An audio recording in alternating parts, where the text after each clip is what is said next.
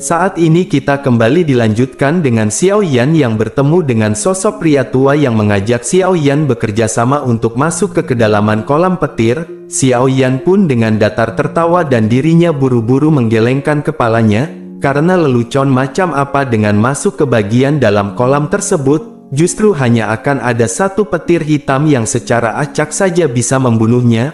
Orang tua tersebut tanpa sadar meringkuk mulutnya saat melihat Xiao Yan menggelengkan kepalanya, lalu dirinya pun segera berkata, keberanian anak muda zaman sekarang memang benar-benar tidak bisa diandalkan, namun ini adalah takdir yang mereka temui. Kemudian dirinya segera memperkenalkan dirinya bahwa dirinya bernama Mang, namun sepertinya orang kecil seperti Xiao Yan tidak akan tahu nama dirinya.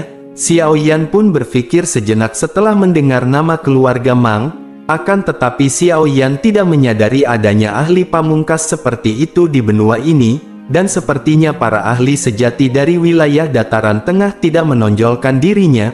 Melihat Xiao Yan yang benar-benar tidak mengenalinya, sehingga membuat lelaki tua bermarga Mang ini menghela nafas sedih. Lalu tidak lama suara angin membelah tiba-tiba mengalir dari jarak yang sangat jauh sementara Xiao Yan sedang terdiam. Sebuah suara yang jelas segera ditransmisikan kepada Xiao Yan. Apakah dirinya baik-baik saja? Lelaki tua bermarga Mang itu sedikit terkejut ketika melihat sosok yang bergegas mendekat. Lalu dirinya pun segera berkata bahwa sosok tersebut adalah seorang dari suku naga Void kuno. Dan dirinya pun melirik Xiao Yan dengan sedikit terkejut dan merasa sedikit aneh bahwa manusia biasa akan memiliki hubungan dengan suku naga Void kuno. Saat ini orang tua tersebut pun seperti tidak mau bertemu dengan orang lain dan segera meminta untuk melupakan hal ini. Karena ini permasalahannya maka dirinya akan segera pergi. Lalu dirinya pun berkata kepada Xiao Yan bahwa kinerja tidak buruk, namun ada terlalu banyak kesenjangan antara dirinya dengan Xiao Yan. Oleh karena itu Xiao Yan harus lebih bekerja keras. Kemudian dirinya pun segera melambaikan tangannya ke Xiao Yan dan sebelum Xiao Yan bisa berbicara, justru lelaki tua tersebut telah berbalik dan menghilang dalam fluktuasi spasial. Xiao Yan pun tidak berdaya saat melihat lelaki tua itu menghilang begitu cepat dan dirinya hanya bisa menoleh melihat Hei King yang mendekat. Hei King pun menghela nafas lega dan berbicara kepada Xiao Yan. Akhirnya dirinya menemukan Xiao Yan, dan untungnya tubuh Xiao Yan memiliki segel naga yang diberikan Kaisar Naga Agung kepadanya, karena jika tidak maka tidak akan mudah untuk menemukan Xiao Yan. Xiao Yan pun tersenyum dan berkata, dirinya mengalami kecelakaan kecil dalam kolam petir, oleh karena itu dirinya keluar sendiri. Xiao Yan pun segera melambaikan tangannya dan berkata, latihannya hampir selesai oleh karena itu mereka harus kembali. Hei King pun bersuka cita setelah mendengar Xiao Yan telah selesai, lalu dirinya buru-buru mengangguk dan tiba-tiba cahaya melonjak dari tubuhnya dan Hei King seketika menjadi naga hitam besar dalam sekejap mata. Xiao Yan pun bergegas naik ke kelapa naga dan mereka pun segera pergi. Setelah Xiao Yan dan Hei King pergi, fluktuasi lain muncul di luar angkasa. Sosok tua segera muncul dan itu adalah lelaki tua dengan marga keluarga Mang yang sebelumnya. Dan pada saat ini dirinya mengerutkan kening saat dirinya melihat ke arah di mana Xiao Yan pergi. Lalu dirinya tampaknya seperti memikirkan sesuatu dan menyebutkan nama Xiao Yan. Dirinya berkata bahwa nama ini tampak sedikit akrab. Lalu singkat cerita di sisi lain Xiao Yan pun telah sampai dan memasuki aula bersama dengan Hei King di belakangnya. Kemudian sebuah tawa segera terdengar dan berkata, teman kecil Xiao Yan akhirnya telah kembali, karena kolam petir ranah kosong terlalu berbahaya, sehingga dirinya takut bahwa beberapa kecelakaan mungkin akan terjadi pada Xiao Yan di sana. Tetua Zuli muncul di depan Xiao Yan ketika dirinya dan Hei King baru saja memasuki aula. Xiao Yan pun tersenyum sebelum akhirnya menangkupkan tangannya kepada Tetua Zuli dan berkata, dirinya berterima kasih atas perhatian dari Tetua Zuli. Setelah itu Xiao Yan pun melirik ke belakang dan melihat dua sesepuh berjubah putih di sana. Kedua sesepuh ini adalah orang-orang yang belum pernah dilihat oleh Xiao Yan sebelumnya. Namun Xiao Yan mengerti dari aura samar mereka bahwa kekuatan mereka mungkin adalah bintang 8 Douzun atau lebih. Tetua Zuli pun tersenyum dan memperkenalkan mereka berdua. Jadi keduanya adalah sesepuh dalam suku naga kuno miliknya, namun mereka telah berlatih di alam kosong di masa lalu dan baru saja kembali. Xiao Yan pun tersenyum dan menangkupkan tangannya ke mereka berdua dengan sopan, lalu akhirnya mengucapkan salam untuk kedua sesepuh tersebut. Kedua sesepuh pun tersenyum dan membalas salam kepada Xiao Yan. Tentu Tetua Zuli telah memberitahu mereka hubungan antara Xiao Yan dengan Kaisar Naga yang Agung, dan secara alami mereka pun tidak akan meremehkan Xiao Yan. Lalu tidak berselang lama kegembiraan ditransmisikan ketika Xiao Yan mendengar King Lin memanggil Tuan Muda Xiao Yan dan segera melintas kemudian berdiri dengan cantik di depan Xiao Yan. Xiao Yan pun seketika terkejut setelah melihat gadis cantik ini muncul di hadapannya. Xiao Yan pun dengan gembira berkata, ternyata King Lin telah keluar dari pertapaannya. King Lin pun tersenyum manis sebelum akhirnya berkata, ini semua berkat aura naga di dalam makam naga kuno. Selain itu beberapa tetua naga kuno telah membantu King Lin, dan baru pada saat itulah jiwa ular surgawi berkepala 9 disempurnakan. Tetua Zuli pun tertawa sebelum akhirnya berkata, ular surgawi berkepala 9 di dalam tubuh King Lin belum sepenuhnya disempurnakan, namun dirinya tidak bisa berbuat banyak setelah ini dan cepat atau lambat itu akan bergabung dengan tubuh King Lin. Mata Xiao Yan pun segera menyapu tubuh King Lin dan alisnya segera terangkat karena dirinya menemukan bahwa King Lin saat ini lebih kuat dari Xiao Yan. Xiao Yan pun bertanya, apakah King Lin telah naik ke Douzun bintang 6? King Lin pun mengangguk dan dirinya tanpa sadar tertawa dengan suara yang indah ketika dirinya melihat wajah Xiao Yan yang agak tidak berdaya.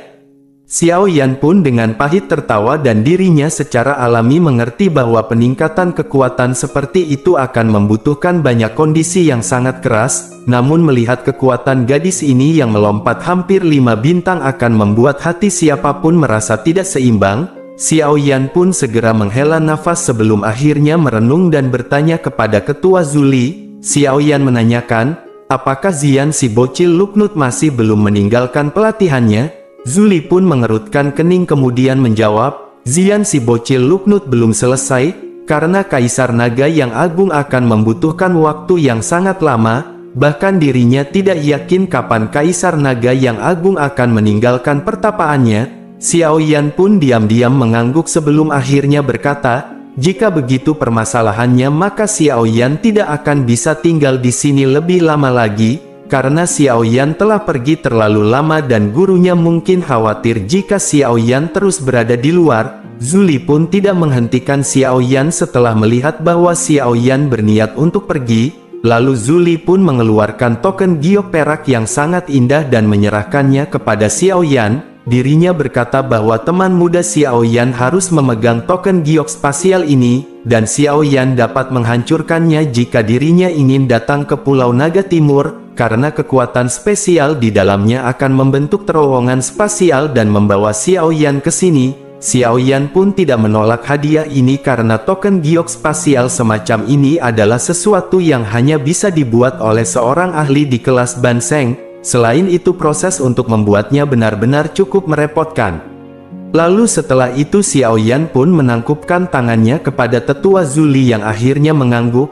Hei King di sampingnya segera melambaikan tangan ketika dirinya melihat anggukan tersebut. Lalu sebuah celah robek di angkasa segera terbentuk dan dirinya segera mempersilahkan Xiao Yan. Xiao Yan pun tersenyum dan dirinya sekali lagi menangkupkan tangannya ke beberapa orang. Lalu setelah itu Xiao Yan pun melangkah ke celah yang diikuti dengan King Lin dan Hei King di belakangnya. Kemudian retakan spasial perlahan menghilang setelah mereka bertiga memasukinya. Lalu singkat cerita mereka pun sampai di suatu puncak gunung. Sedangkan Hei King melihat ke sekeliling sebelum berkata kepada Xiao Yan, dirinya akan mencapai paviliun bintang jatuh dalam waktu kurang dari setengah hari jika Xiao Yan menuju utara dari sini. Namun karena situasi di dalam suku maka dirinya sedang buru-buru untuk kembali lagi, oleh karena itu dirinya tidak akan dapat secara pribadi mengirim Xiao Yan berdua kembali ke paviliun bintang jatuh. Xiao Yan pun tersenyum dan menangkupkan tangannya ke arah Hei King sebelum akhirnya berbicara. Dirinya berterima kasih karena telah merepotkan kakak laki-laki Hei King. Hei King pun menepuk dadanya sambil tertawa sebelum akhirnya berkata, setelah masalah besar dengan suku naga kuno stabil, maka Hei King akan bisa keluar secara acak sesukanya, dan pada saat itu dirinya akan membantu Xiao Yan menghabisi anggota Hall of Soul jika dirinya bertemu dengan mereka. Xiao Yan pun tersenyum dan mengangguk hingga akhirnya Hei King pun melambaikan tangan ke Xiao Yan. Kemudian dirinya berhenti mengatakan kata-kata yang tidak perlu saat dirinya sekali lagi merobek ruang terbuka, lalu tubuhnya bergerak dan dirinya segera memasuki celah spasial. Xiao Yan pun tersenyum setelah melihat Hei King pergi dan dirinya segera membalikan tubuhnya, dan setelah mengikuti arahan yang ditunjuk Hei King tadi, saat ini pemandangan yang familiar pun muncul di mata Xiao Yan dalam waktu kurang dari setengah hari. Sebuah paviliun bintang jatuh yang tampak megah juga sebagian terlihat di kejauhan. Lalu di sisi lain di dalam aula pertemuan besar paviliun bintang jatuh, saat ini Yao Lao sedang mendiskusikan sesuatu dengan Feng Zunze, kemudian dirinya pun tiba-tiba menggerakkan alisnya dan dengan lembut tertawa sebelum akhirnya berkata, ternyata mereka akhirnya kembali. Setelah perkataan tersebut terdengar dari mulut Yao Lao, tiba-tiba dengan segera dua sosok perlahan muncul dari ruang yang berfluktuasi. Feng Zunze pun sedikit terkejut saat melihat Xiao Yan yang muncul. Keterkejutan juga tiba-tiba melonjak di wajahnya karena dirinya merasakan aura Xiao Yan yang sedikit lebih kuat darinya saat ini. Yao Lao pun segera berkata, sepertinya Xiao Yan telah memperoleh cukup banyak dari perjalanan Xiao Yan kali ini. Xiao Yan pun berseri-seri sebelum akhirnya dirinya menemukan kursi di sampingnya dan duduk. Setelah itu Xiao Yan pun menjelaskan situasi umum mereka selama periode waktu ini. Yao Lao dan Feng Zunze pun mengangguk lembut saat mereka mendengarkan. Yao Lao pun tersenyum dan berkata, tidak terduga bahwa Xiao Yan bisa berkomunikasi dengan suku naga Void kuno. Yao Lao pun segera mengangkat cangkir tehnya dan berkata, dirinya juga punya kabar baik. Tentu Xiao Yan sedikit terkejut setelah mendengar hal ini dan matanya tertuju pada Yao Lao. Lalu Xiao Yan pun segera bertanya, kabar baik apa yang dimiliki gurunya? Yao Lao pun segera menjawab, ini terkait dengan Purifying Demonic Lotus Flame. Kegembiraan yang tidak bisa disembunyikan melonjak ke wajah Xiao Yan ketika dirinya mendengar ini. Lalu wajah Xiao Yan dipenuhi dengan kejutan dan bertanya, apakah fragmen peta terakhir untuk Purifying Demonic Lotus Flame telah diperoleh? Namun Yao Lao tidak berdaya menggelengkan kepalanya dan menuangkan air dingin ke Xiao Yan. Dirinya berkata, bagaimana bisa begitu mudah untuk mendapatkannya? Karena Purifying Demonic Lotus Flame adalah api surgawi yang sangat misterius. Bahkan dirinya secara pribadi belum pernah melihatnya dan sudah merupakan berkah besar bahwa Xiao Yan telah memperoleh 3 fragmen peta tersebut. Namun untuk mendapatkan fragmen peta terakhir benar-benar tidaklah mudah. Ekspresi Xiao Yan pun berubah menjadi tertekan sebelum akhirnya dirinya bertanya, lalu kabar baik apakah yang disebutkan oleh guru? Yao Lao pun membelah janggutnya sebelum akhirnya berkata, mereka belum mendapatkan fragmen peta terakhir, akan tetapi mereka telah menemukan berita terkait hal tersebut, karena ada pameran perdagangan spasial khusus yang diadakan di dataran tengah. Dan setiap beberapa tahun seorang ahli biasa tidak akan tahu tentang pameran perdagangan spasial ini. Bahkan beberapa ahli yang kekuatannya telah mencapai elit Douzun tidak dapat menyadarinya tanpa saluran khusus. Hal ini karena kualifikasi pertama untuk berpartisipasi dalam pameran perdagangan spasial ini adalah kekuatan seseorang harus setidaknya mencapai puncak kelas Douzong. Sehingga dengan kata lain sebagian besar dari mereka yang dapat berpartisipasi adalah pakar tingkat atas sejati di benua ini. Xiao Yan pun terkejut setelah mendengar hal ini. Lalu dirinya pun merenung sejenak sebelum akhirnya bertanya, fragmen peta terakhir dari Purifying Demonic Lotus Flame apakah akan muncul di pameran perdagangan spasial ini?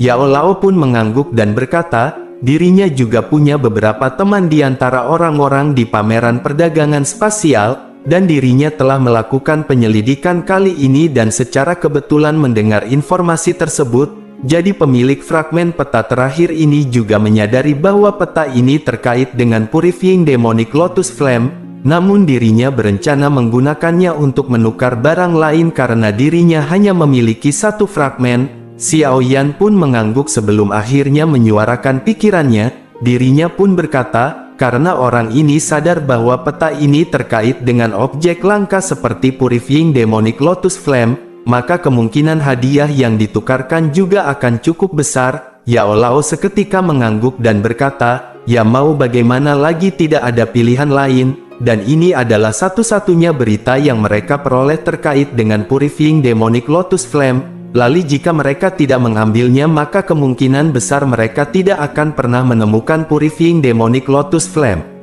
Xiao Yan pun merenung sejenak sebelum akhirnya berkata, tidak peduli siapapun orang itu, karena benda ini telah muncul maka Xiao Yan akan mendapatkannya. Yao Lao pun mengangguk setelah melihat tekad yang dikeluarkan oleh Xiao Yan, lalu dirinya pun segera berkata, namun dirinya tidak dapat mengingat beberapa hal karena pameran perdagangan spasial dilakukan setiap 10 tahun sekali, dan cukup banyak harta misterius yang muncul dan bahkan akan sangat mungkin untuk menemukan skill Do kelas Tian. Ekspresi Xiao Yan pun sedikit terkejut ketika dirinya mendengar informasi ini, lalu dirinya pun segera mengerutkan keningnya dan bertanya, berapa lama lagi sampai pameran dagang spasial dimulai? Yao Lao pun menghitung waktu dan menjawab, itu akan dilaksanakan kurang dari 1 tahun lagi. Xiao Yan pun mengerutkan keningnya dan berkata, itu tidak akan lama. Sementara itu Feng Zunze di sampingnya berbicara dengan nada bercanda bahwa mereka tidak memiliki pilihan.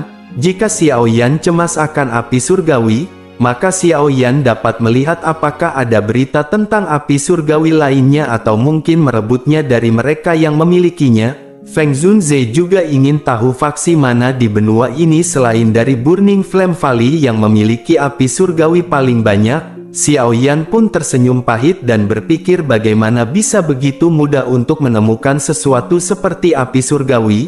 Yao Lao pun tersenyum kemudian tiba-tiba memberitahu mereka, jika faksi dengan api surgawi paling banyak di dunia ini kemungkinan besar adalah klan Yan. Xiao Yan pun terkejut saat mendengar nama klan yang baru saja disebutkan, lalu dirinya pun bertanya, faksi apa ini dan kenapa dirinya tidak pernah mendengarnya? Yao Lao pun samar-samar menjelaskan bahwa ini adalah salah satu dari 8 klan kuno dan salah satu faksi tersembunyi, lalu kekuatannya jauh di luar imajinasi Xiao Yan, jadi dataran tengah tidak sesederhana yang terlihat di permukaannya, dan apa yang disebut satu aula, 1 menara, 2 sekte, 3 lembah dan 4 paviliun hanyalah bentuk umum dari alamat saja, karena beberapa faksi top sejati tersembunyi lebih dalam daripada klan Gu.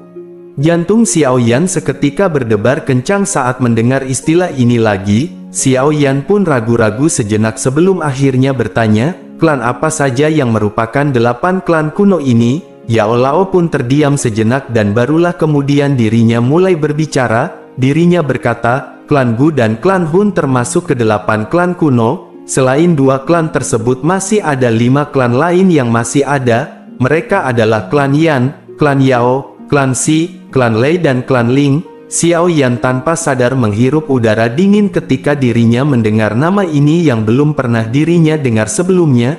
Dunia ini memang melebihi harapannya, karena awalnya dirinya berpikir bahwa Hall of Soul adalah yang terkuat, dan sungguh tidak terduga bahwa mereka hanyalah salah satu dari apa yang disebut 8 klan kuno. Xiao Yan terdiam sejenak sebelum tiba-tiba bertanya, sepertinya yang disebutkan hanya ada 7 klan. Yao Lao pun menatap Xiao Yan sebelum akhirnya berkata, masih ada 1 klan kuno yang telah ditinggalkan, yakni klan Xiao yang merupakan keluarga Xiao Xuan saat ini. Xiao Yan pun perlahan menghembuskan nafas seolah-olah dirinya ingin menghembuskan banyak gangguan di dalam hatinya, karena dirinya tidak pernah membayangkan bahwa klan Xiao yang terletak di sudut hanya bertahan di kota kelas 2 di dalam kekaisaran Jiama, dan memiliki asal-usul legendaris yang bahkan tidak dapat dibayangkan.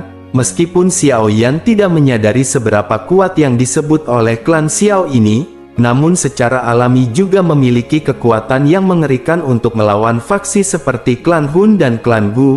Namun klan Xiao yang pernah menonjol justru sekalinya tersingkir oleh waktu tanpa ampun. Yao Lao pun lanjut berkata, klan Xiao sebenarnya pernah menghasilkan Dodi, oleh karena itu keturunan di garis itu memiliki keturunan Dodi.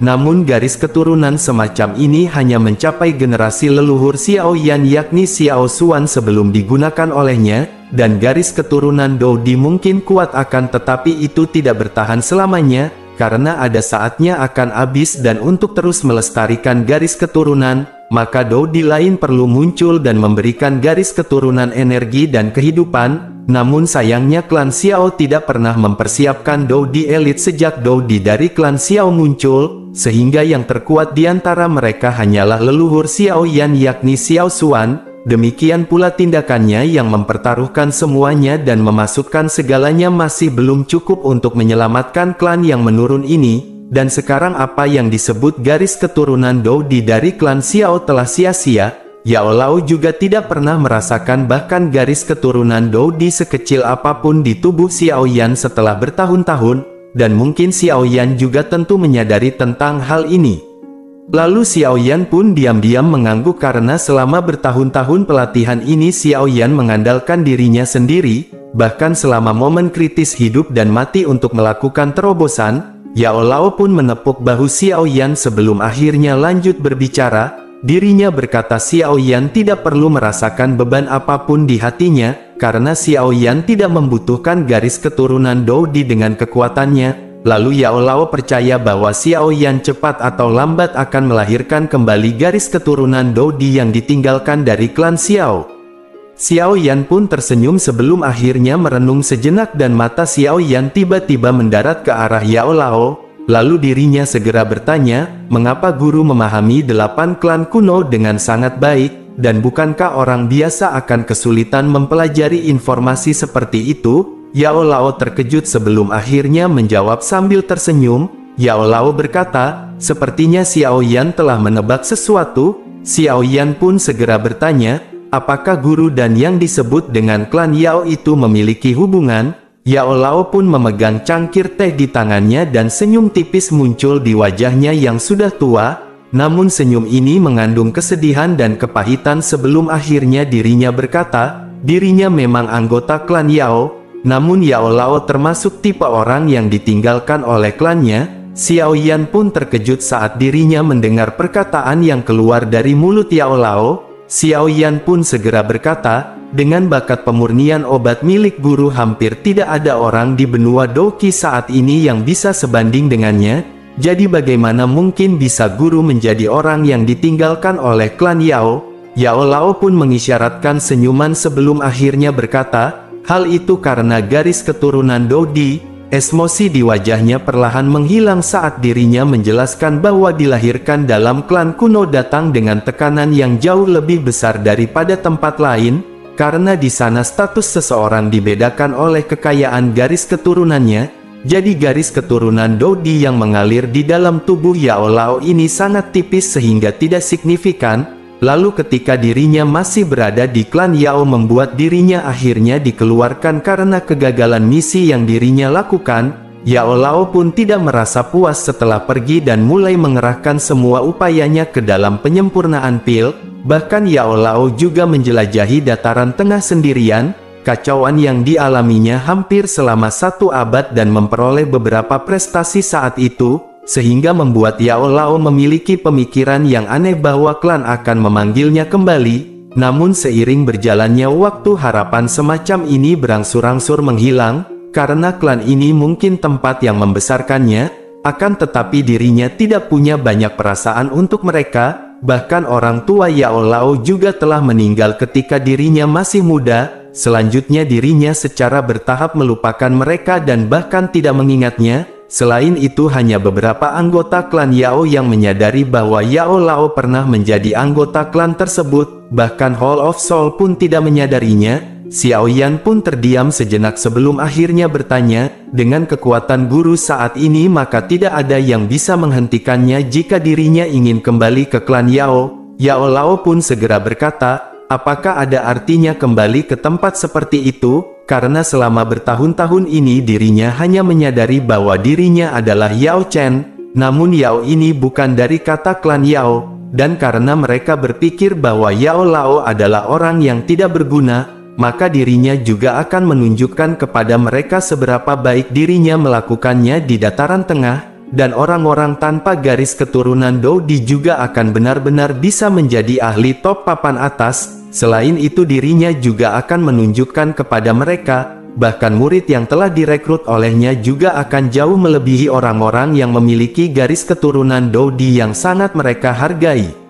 Setelah mengucapkan perkataan tersebut, Yao Lao juga tidak mau terus terjerat dengan topik lama ini, sehingga dirinya segera meminta untuk melupakan pembicaraan ini, dan hampir tidak ada orang di wilayah dataran tengah ini yang mengetahui 8 klan kuno. Namun saat ini Xiao Yan memiliki kualifikasi untuk mengetahuinya, dan inilah alasan mengapa baru saat ini dirinya mengatakan hal tersebut kepada Xiao Yan. Yao Lao pun merenung sejenak sebelum akhirnya lanjut berbicara. Adapun mengenai faksi dengan api surgawi yang paling banyak yang dirinya sebutkan sebelumnya itu adalah klan Yan, dan berdasarkan apa yang dirinya ketahui seharusnya klan Yan memiliki 4 jenis api surgawi.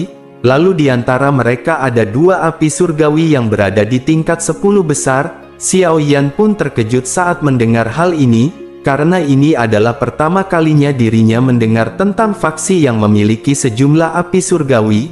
Yao Lao lanjut menjelaskan selain dari klan Yan, ada juga klan Yao yang juga memiliki 2 jenis api surgawi, lalu mereka berspesialisasi dalam penyempurnaan obat-obat kuno, sehingga ada cukup banyak ahli di dalam klan dan kemungkinan besar Xiao Yan akan mendapatkan kesempatan untuk bertemu dengan mereka di masa depan, dan pada saat itulah Xiao Yan akan menyadari spesialisasi dari mereka. Tentu saja Xiao Yan tidak perlu takut kepada mereka, karena dengan keterampilan penyempurnaan obat Xiao Yan saat ini, karena jumlah orang di antara generasi muda klan Yao yang bisa mengalahkan Xiao Yan dapat dihitung dengan satu tangan. Xiao Yan pun mengerutkan kening setelah mendengar perkataan Yao Lao, karena jika tidak ada keadaan yang unik maka kemungkinan dirinya memiliki keterampilan penyempurnaan pil obat terbaik di antara generasi muda di dataran tengah. Namun kemampuan ini hanya peringkat di belakang 5 besar dalam klan Yao, dan peringkat ini menyebabkan Xiao Yan merasakan sedikit ketidakpuasan di dalam hatinya.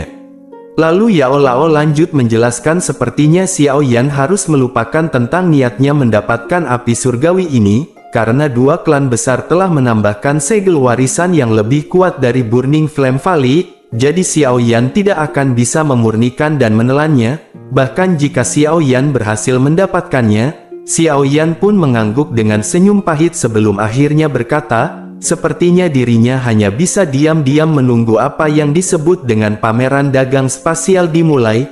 Yao Lao pun tersenyum sebelum akhirnya berkata, pameran dagang spasial akan mengharuskan seseorang untuk menunggu, namun Xiao Yan masih harus melakukan ke suatu tempat sebelum itu. Xiao Yan pun bertanya dengan heran, di manakah tempat yang harus dirinya tuju? Yao Lao pun segera menjawab dengan lembut bahwa Xiao Yan harus pergi ke klan Gu ke alam Gu. Tangan Xiao Yan tiba-tiba gemetar saat mendengar nama-nama ini, lalu wajah yang sangat cantik seketika muncul di benaknya. Xiao Yan pun menghirup udara dalam-dalam dan panas yang berapi-api tiba-tiba melonjak ke matanya yang hitam pekat. Yao Lao pun lanjut berkata, dalam waktu 1 bulan lagi upacara dewasa klan Gu akan diadakan, dan itu diadakan setiap 2 dekade sekali dan ini adalah acara besar dalam klan Gu, dan mereka yang memenuhi syarat untuk berpartisipasi dalam upacara dewasa ini adalah semua anggota generasi muda yang paling menonjol dalam klan Gu. Tidak banyak faksi yang dapat menerima undangan dari klan Gu, dan jika Yao Lao tidak maju kelas Ban Seng kali ini maka kemungkinan Paviliun Bintang Jatuh juga tidak akan menerima kualifikasi ini.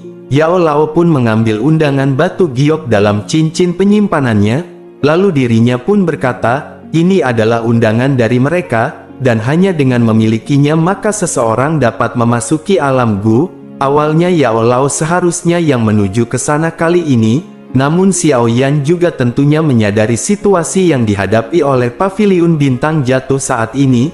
Meskipun cukup banyak orang tua di benua itu yang telah bergabung ke Paviliun Bintang Jatuh baru-baru ini, namun hal yang benar-benar menyebabkan Hall of Soul takut melakukan sesuatu yang lucu adalah kekuatan Ban Seng milik Yao Lao. Oleh karena itu Yao Lao tidak dapat secara pribadi menerima undangan dari klan Gu ini, sehingga tugas ini hanya bisa diserahkan kepada Xiao Yan. Yao Lao pun menyerahkan undangan batu giok hitam kepada Xiao Yan. Ketika dirinya selesai berbicara, Xiao Yan pun menatap tajam pada undangan batu giok hitam tersebut hingga akhirnya dirinya pun mengulurkan tangannya dan menerimanya. Yao Lao pun lanjut berkata, mereka yang diundang oleh klan Gu adalah faksi yang kuat dan ahli tingkat puncak di benua, dan ini juga merupakan pengalaman bagi Xiao Yan. Tentu saja dengan kekuatan dan reputasi Xiao Yan saat ini, maka Xiao Yan telah mencapai tingkat di mana Xiao Yan berada dalam kondisi yang seimbang. Yao Lao pun tersenyum sebelum akhirnya bertanya, apakah saat ini Xiao Yan memiliki keberanian untuk pergi? Xiao Yan pun dengan lembut mengencangkan tangannya di atas undangan batu giok tersebut, lalu dirinya tersenyum dan berkata, sudah guru yakin saja, karena murid ini sudah pasti tidak akan membuat guru kehilangan muka. Yao Lao pun segera tertawa terbahak-bahak dan berkata, dirinya tidak khawatir tentang hal ini. Lalu dirinya pun segera menepuk bahu Xiao Yan sebelum akhirnya lanjut berbicara. Xiao Yan harus pergi setelah beberapa hari. Yao Lao juga menyadari hubungan antara Xiao Yan dan Sun Er. Oleh karena itu Xiao Yan harus lebih berhati-hati saat mencapai area klan Gu. Karena gadis itu sangat luar biasa di dalam klan Gu, Yao Lao sadar bahwa dirinya memiliki garis keturunan Dou di paling lengkap di dalam klan Gu selama bertahun-tahun, sehingga dirinya memiliki peluang besar untuk menembus level legendaris tersebut. Oleh karena itu tidak akan mudah jika Xiao Yan ingin bersamanya. Xiao Yan pun diam-diam mengangguk karena Xiao Yan juga samar-samar telah menyadari posisi Sun Er di dalam klan Gu sejak lama. Yao Lao lanjut berkata, Xiao Yan juga harus membawa Tian Huo Zunze dan dokter peri kecil ketika dirinya menuju ke alam Gu. Setelah membantu Tian Huo Zunze memperbaiki beberapa pil obat, maka kekuatannya telah pulih menjadi Douzun bintang 6. Yao Lao hanya membantu dokter peri kecil memperbaiki sedikit tubuh racun sedihnya. Lalu setelah itu dirinya memintanya untuk pergi ke suatu tempat sendirian. Xiao Yan pun terkejut saat mendengar hal ini sebelum akhirnya bertanya, tempat apa yang dimaksud oleh gurunya? Yao Lao menjelaskan bahwa dirinya pergi ke makam tua yang tidak disadari oleh orang biasa, sehingga dirinya akan dapat memperoleh metode untuk sepenuhnya mengendalikan tubuh racun yang menyedihkan di sana. Bahkan metode pil racun yang Yao Lao tinggalkan juga diperoleh dari tempat itu. Xiao Yan pun terkejut mendengar metode pil racun ini tidak ditinggalkan oleh Yao Lao. Lalu dirinya pun bergumam, orang misterius macam apa yang menciptakan metode luar biasa ini? Mengapa orang itu memiliki pemahaman yang luar biasa tentang tubuh racun yang menyedihkan? Yao Lao pun segera berkata, sepertinya tidak akan ada orang kedua yang lebih memahami tubuh racun yang menyedihkan selain dirinya sendiri yang juga mengalami tubuh racun yang menyedihkan. Namun dirinya tidak memiliki keberuntungan seperti dokter peri kecil, karena metode untuk mengendalikan tubuh racun juga merupakan sesuatu yang dirinya ciptakan ketika dirinya akan mati. Xiao Yan pun tampaknya menyadari sesuatu dan bergumam, sebenarnya dirinya juga memiliki tubuh racun yang menyedihkan. Yao Lao lanjut menjelaskan bahwa dokter peri kecil akan mendapatkan metode untuk sepenuhnya mengendalikan tubuh racun yang menyedihkan di tempat orang itu beristirahat. Lalu pada saat itu dirinya akan menjadi orang pertama dalam sejarah yang benar-benar mengendalikan tubuh racun yang menyedihkan. Dan ketika dokter peri kecil sudah kembali, maka sudah waktunya bagi Xiao Yan untuk menuju ke alam Gu. Xiao Yan pun perlahan mengangguk dan dirinya melengkungkan bibirnya. Lalu tangannya tiba-tiba mengencang pada undangan batu giok dan bergumam menyebutkan nama Ayang Sun Er dan meminta Sun Er untuk menunggu Abang Xiao Yan sang duta rokok sampurna kretek.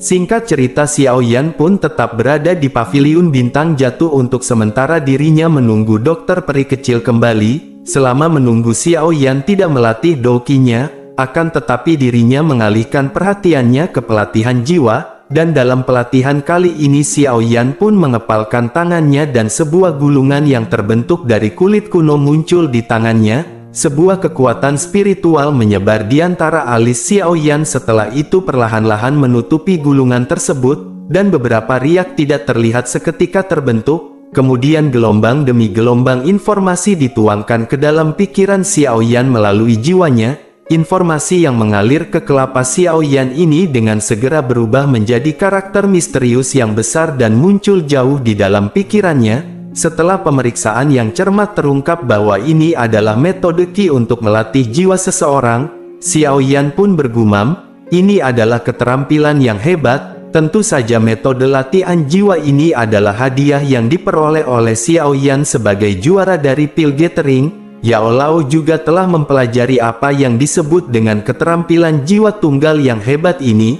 Xiao Yan pun segera memejamkan matanya dan pikirannya tenggelam dalam mode pelatihan jiwa misterius tersebut. Setelah agak cukup lama kekuatan spiritual yang tertinggal di antara alis Xiao Yan perlahan mulai berputar. Setelah itu Xiao Yan tiba-tiba merasakan kekuatan hisap yang tidak biasa dipancarkan. Bahkan udara di sekitarnya berdesir saat sedikit kekuatan spiritual merembes keluar dan mengalir ke alisnya. Xiao Yan pun bergumam, dengan metode pelatihan yang lengkap ini maka pelatihan spiritual Xiao Yan di masa depan akhirnya akan memasuki jalur yang benar. Jika Xiao Yan cukup beruntung kondisi spiritualnya maka akan dapat mencapai kondisi jiwa menengah. Dan pada saat itu memurnikan pil obat dengan lebih dari 5 pil lightning bukanlah hal yang mustahil lagi.